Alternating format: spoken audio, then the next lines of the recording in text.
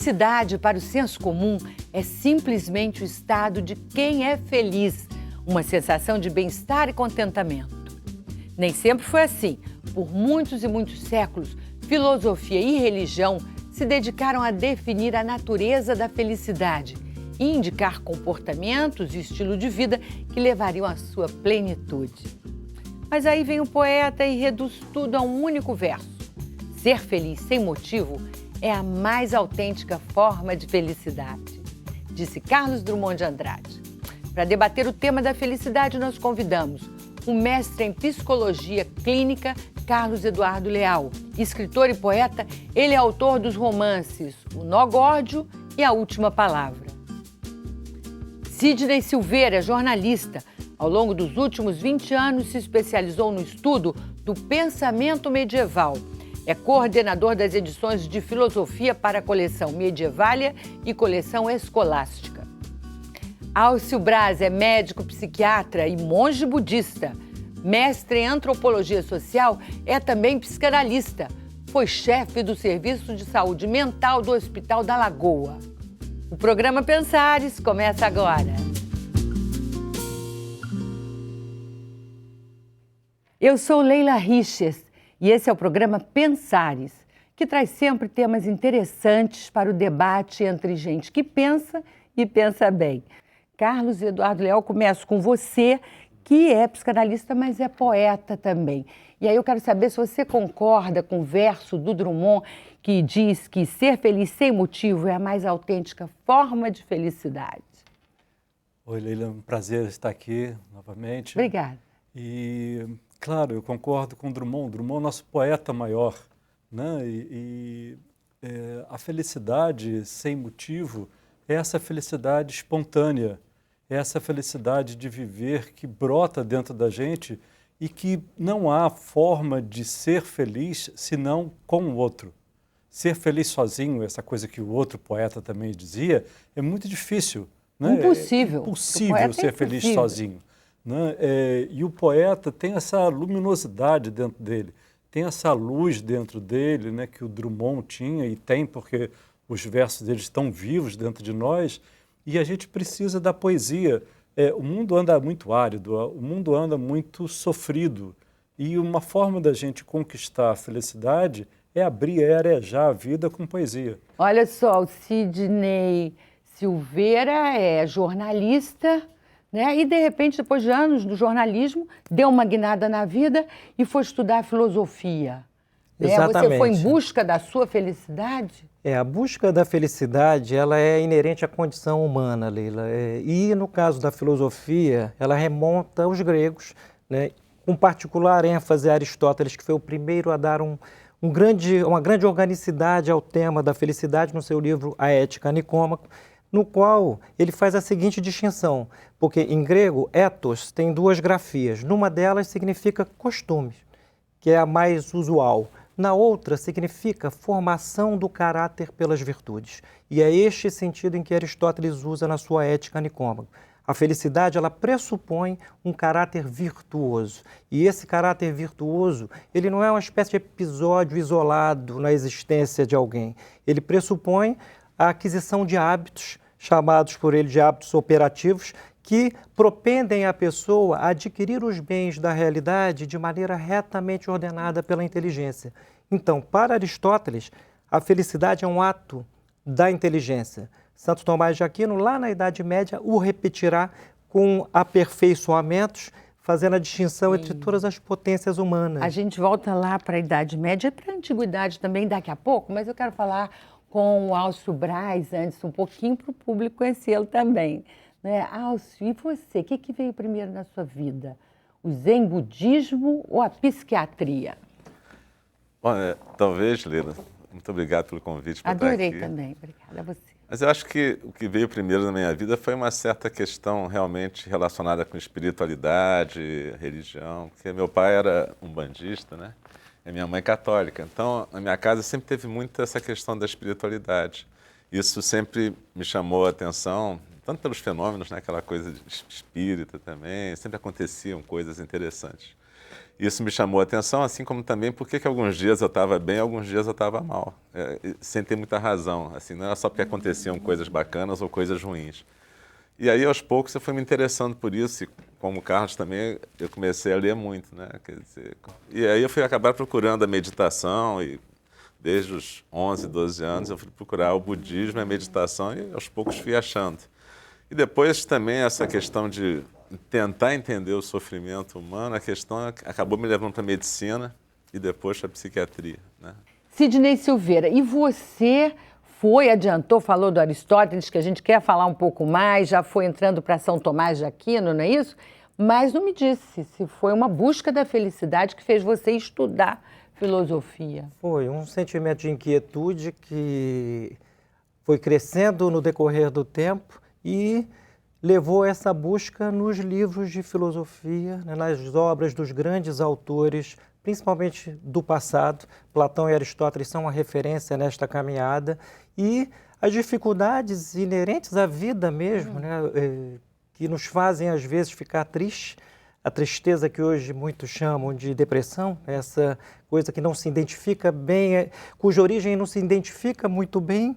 São coisas bem diferentes, né? Porque tristeza, você pode estar triste, acontecer uma coisa difícil, ruim na sua vida, é natural que você esteja triste. Mas depressão é doença, né? Depressão já é uma coisa mais química. Isso, não, sem dúvida nenhuma. No DSM, que é o catálogo das patologias, ela é identificada como uma doença. Mas nesse sentido filosófico, ela é uma espécie de tristeza misteriosa.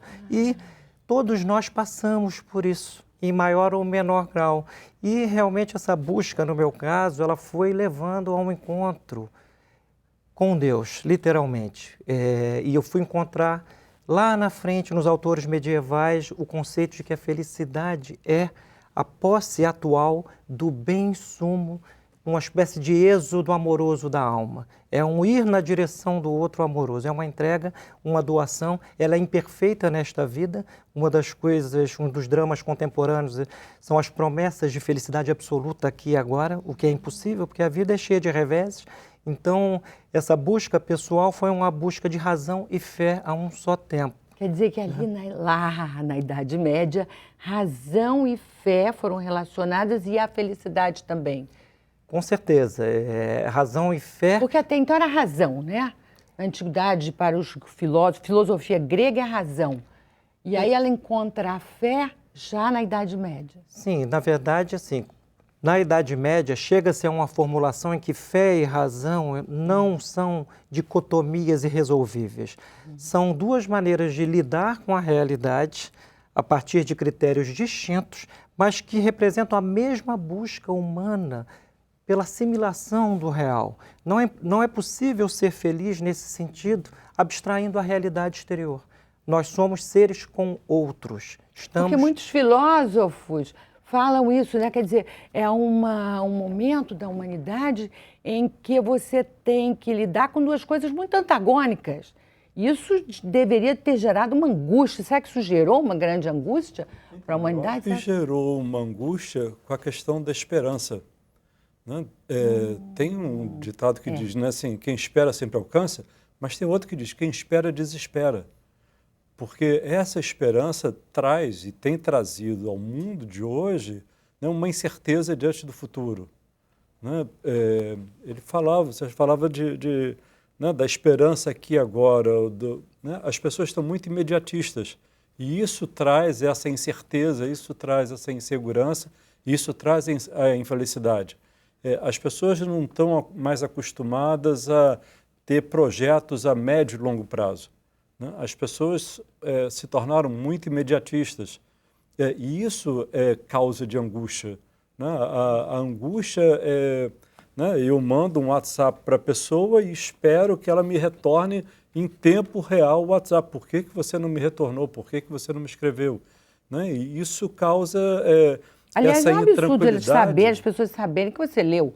Isso sempre me incomoda, mas eu quero ler a hora que eu quiser. Como é que eu vou informar a pessoa? Responder a que hora às vezes que eu eu nem puder, conheço, não é só que eu né, quiser, direito isso. né? Nós vamos agora para um brevíssimo intervalo e voltamos em seguida para continuar essa conversa sobre a tal de felicidade. Já, já.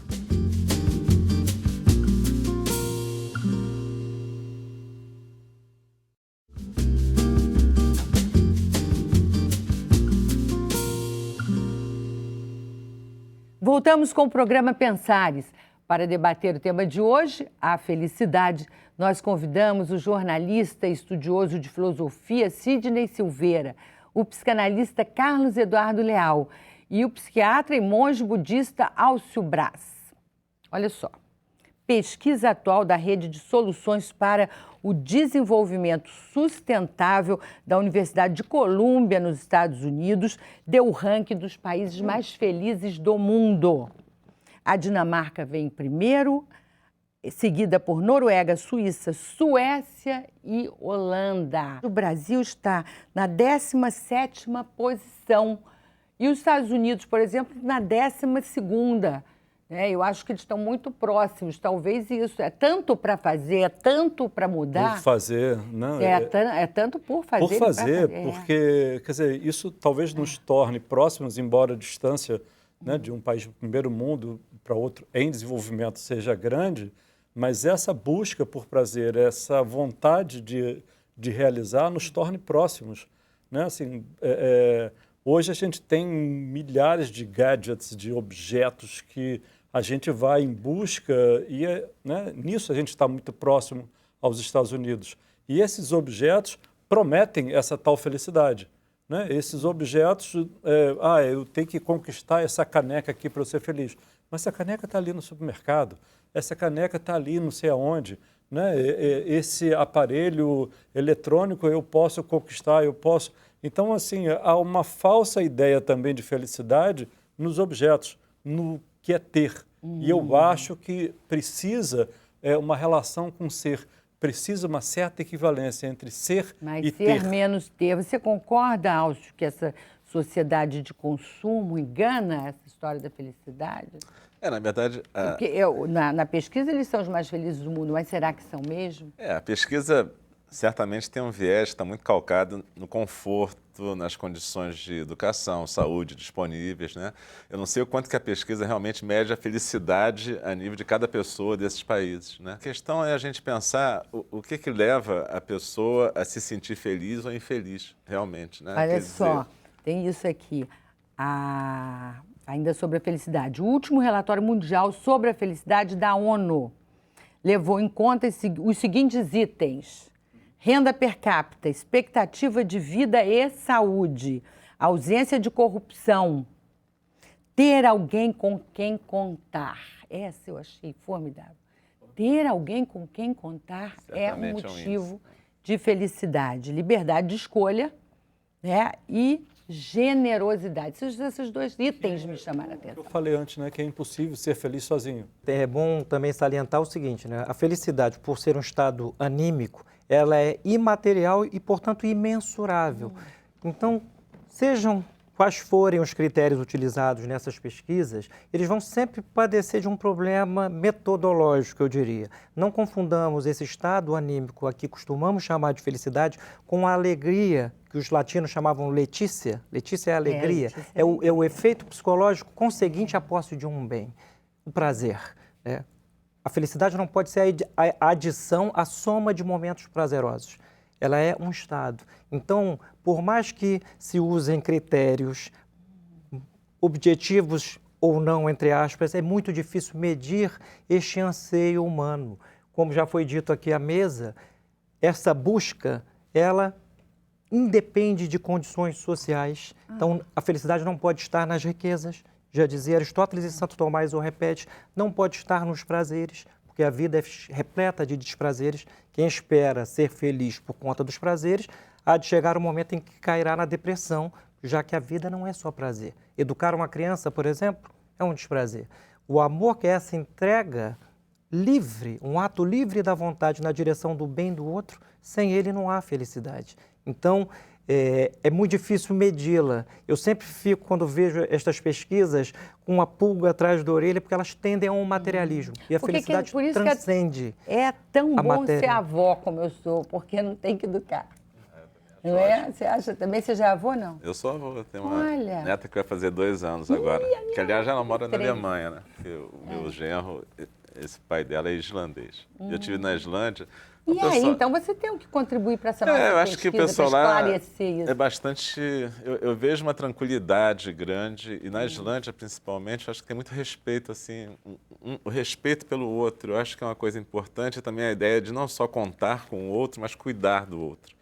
A gente vê que cuidar é uma coisa que traz muita felicidade para as pessoas também. E é uma coisa que ajuda muito, eu trabalho também com gente que está em estado terminal, e uma coisa que ajuda para os que vão ficar enlutados é passarem a cuidar também. Não é só a questão do ser cuidado, é o cuidar. É a gente perceber que a gente tem força e capacidade para cuidar do outro. E é o que está aqui, a generosidade. A generosidade. E tem uma outra questão que foi falada aqui mais cedo sobre a diferença entre depressão e tristeza, né?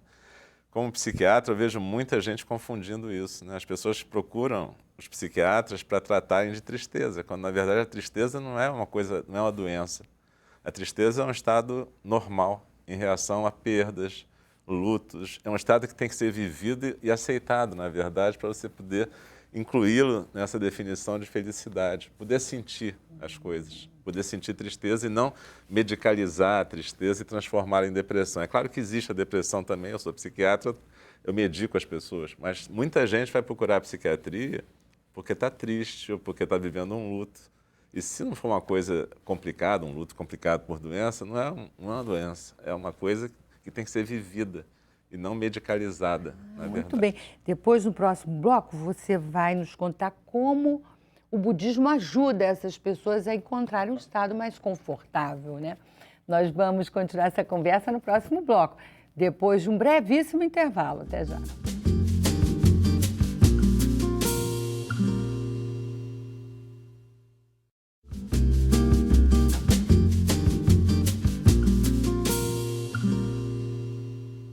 Voltamos com o programa Pensares. Hoje o nosso assunto é a felicidade.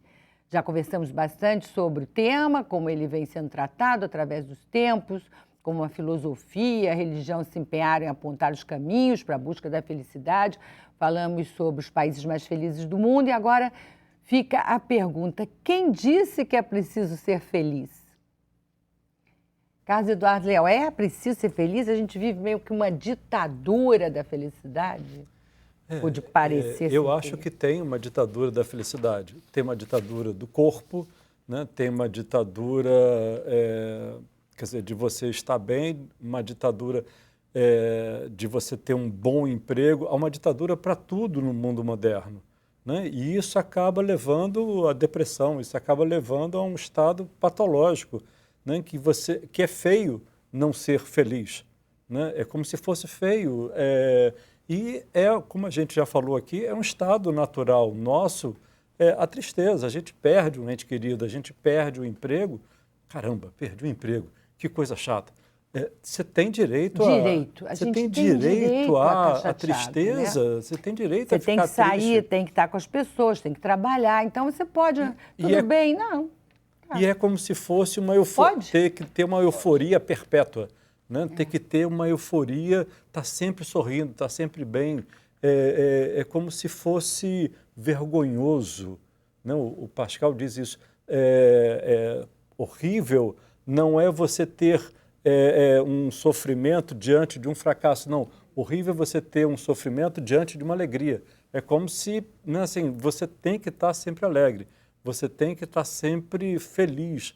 Isso é uma ditadura, né? E tudo que nos é ditatorialmente imposto se torna um enfado, se torna um peso para carregar, se torna algo... Né? Assim, no consultório eu constato isso todo dia, né? As pessoas dizendo que o chefe impôs, né?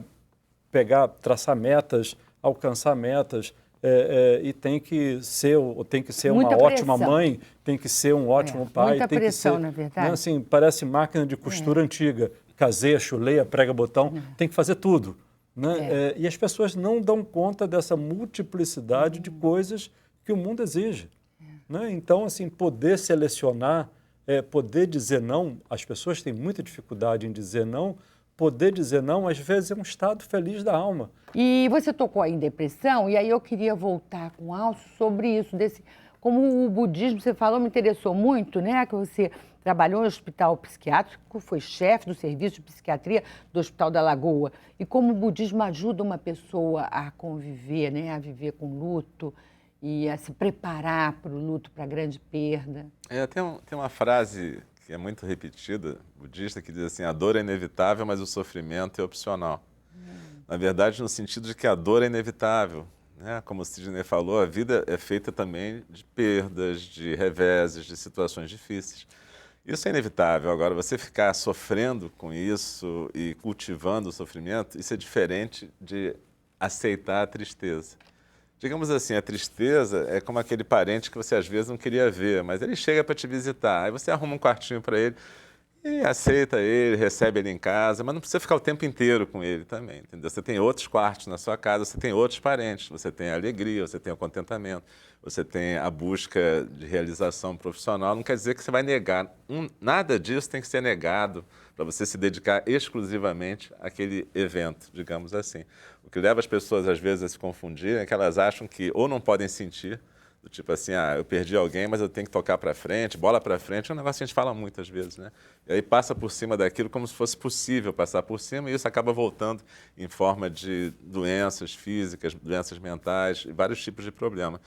Ou então você também passa a se focalizar apenas naquilo, né? Na tristeza, na perda, minha vida acabou, o que também não é correto. Tem um caminho do meio. O Buda falava sempre em caminho do meio, ou seja, a gente poder aceitar as realidades da vida, mas ao mesmo tempo aprender que cada momento vai trazer um aprendizado e vai trazer uma possibilidade de um outro tipo de felicidade, né? Que não é aquela felicidade material, como foi dito. Diz lá na O Ética Sidney estava aqui, né? o tempo todo, ele está esperando, a vez porque ele estava Esse caminho do meio, né? É o equilíbrio. O equilíbrio. Esta incapacidade de aceitar os dissabores da vida, Leila, que é nossa contemporânea, isso parece um mal social, ela me remete a uma frase de Santo Agostinho, num belíssimo sermão, em que ele diz o seguinte: a dor, seja física ou espiritual, é a prova de que o homem perdeu algo, mas não perdeu tudo. Ou seja, está vivo. Ele pulsa e nesse seu pulsar, que não é só orgânico, está implicada esta busca por uma repressão, ou seja, por um estado de satisfação, mas que não é, vamos dizer assim, radicado nas potências sensitivas. E nem na beleza, por exemplo, falou-se aqui da ditadura do belo, eu conto uma anedota rapidamente de um filósofo, Plotino. Plotino foi um filósofo que, a certa altura, conta o seu biógrafo Porfírio, chamaram um escultor para fazer a escultura, e quando o escultor chegou lá, ele disse: não, saia daqui, porque o que eu tenho de belo não é esculturável, está na minha alma, está no recôndito do meu ser. Olha que visão bela. Ele não era refém do olhar alheio para com as suas, vamos dizer assim, a sua instância física, né? Então, esta incapacidade, hoje eu repito, é um mal social, incapacidade de sentir dor. A vida dói. Eu já tive um câncer, já operei o coração, já tirei a vesícula, já passei por revés e estou aqui. E assim, essa carinha boa, hein? Pois é, meu filho costuma dizer o seguinte: pai, você como cinquentão que já está todo estragado por dentro, nem parece a idade que tem. Né? Então, a felicidade, ela passa pela assimilação dos reveses, ela abarca os reveses, mas isso requer um mínimo de sabedoria, né? Como foi dito aqui de outra maneira. Híbris, né? A vida é híbrida, do meio, né? É um equilibrar-se no mar revolto. Nós somos, cada um de nós é uma espécie de Vasco da Gama que se faz ao mar no caminho das Índias. Né? Que delícia. Agora, o mar é revolto. Se tiver difícil, eu digo, é uma onda grande que está vindo, ela uma onda, passa, pode vir porque onda passa. E às vezes há naufrágios, nós somos náufragos também, mas podemos buscar a praia e devemos. Essa busca, ela é incessante. Acho que é uma das fotografias da condição humana. Olha só, você fala híbris do grego, falta, né? O Alcio falou do caminho do meio, que Buda indicava, e você? Carlos Eduardo Leal, poeta, escritor e psicanalista. Para a gente terminar, que a gente está chegando ao fim. Vamos lá com Freud, né? Assim, muitos pensam que Freud é um pessimista. Não, Freud é um humanista. Né? Freud está preocupado com o bem-estar agora das pessoas. Né? Ele não tinha muitas ilusões, ele não criava muitas ilusões, ele não se fixava muito em ilusões. E eu acho que às vezes a gente se perde com ilusões, né? Ao invés de viver a vida que a gente tem agora, né? Que é o nosso carpe diem. Faça a sua vida, faça a vida acontecer, né? E as pessoas ficam, às vezes, com ilusões, com vãs esperanças, ou achando que o país do outro é melhor do que o nosso. Há uma onda migratória agora, né? Todo mundo quer fugir, né? Todo mundo quer ir para o país do outro. Sabe, Não, gostei muito que você falou ditado. carpe diem. Faça Aproveite o seu dia, faça curte o seu dia. O É o hoje. caminho do meio que Buda ensinou, é a híbris do grego, né? O equilíbrio, é isso? O equilíbrio. Muito bem. Olha, eu acho que nós terminamos, mas é uma última palavrinha, diga, Carlos. Não, era sobre Santo Agostinho, que ele falava sobre o tempo, né? E era sempre o tempo presente, está nos Confissões. Lembrança presente das coisas presentes, visão presente das coisas presentes e esperança presente das coisas futuras. Lembrança, visão e esperança sempre presente, sempre no dia de hoje, né? Viva o hoje. Você tem chance de ser um pouquinho mais feliz. Um pouquinho mais. Que bom. Mas o programa Pensares termina aqui. Eu quero agradecer aos participantes da mesa, Carlos Eduardo Leal, Sidney Silveira, Alcio Braz, a você também que nos acompanhou. Muito obrigada pela companhia. Um grande abraço e até a próxima.